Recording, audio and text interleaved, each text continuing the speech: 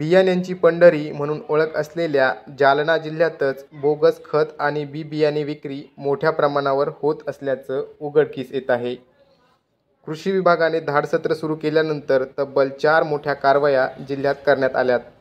यामुळे कृषी सेवा केंद्र चालकांचे धाबे तर दणाणले आहेतच, सोबतच शेतकऱ्यांच्या चिंतेत देखील वाढ झाली आहे. यामुळे शेतकऱ्यांनी बोगस खत आणि बियाण्याची खरेदी करू नये म्हणून कोणकोणत्या गोष्टींची तपासणी केली पाहिजे, हेच आपण ह्या व्हिडिओच्या माध्यमातून जाणून घेणार आहोत. शेतकरी बंधूंनो नमस्कार. जालना जिल्ह्यामध्ये खरीप हंगामासाठी कृषी विभागामार्फत सर्व पिकांचं नियोजन केलेलं आहे.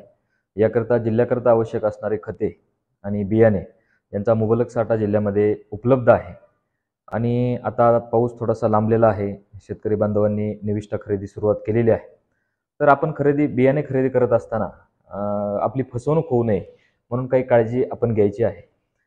सर्वात महत्त्वाचं शेतकरी बंधूंना माझी विनंती आहे की आपण बियाणे खरेदी करत असताना ज्या दुकानांना परवाना दिलेला आहे किंवा परवानाधारक शासकीय परवानाधारक दुकानदार जे आहेत, कृषी सेवा केंद्र आहेत, यांच्याकडूनच बियाणं खरेदी करावं.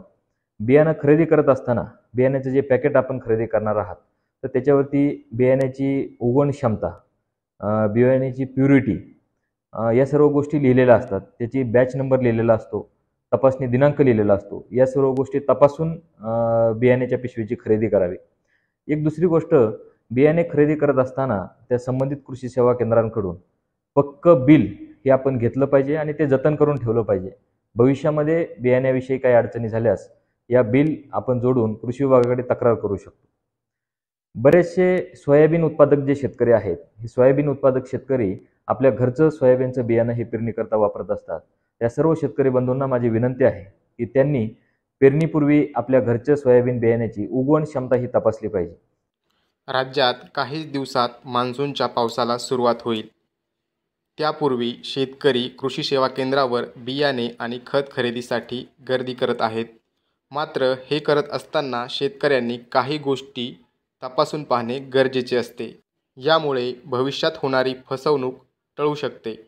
पेरणीपूर्वी बियाणे खरेदी करताना कृषी विभागाने दिलेल्या सूचनांचे पालन केल्यास शेतकरी भविष्यात होणारे नुकसान टाळू शकतात. Narayan Kale, news 18 local, Jalna.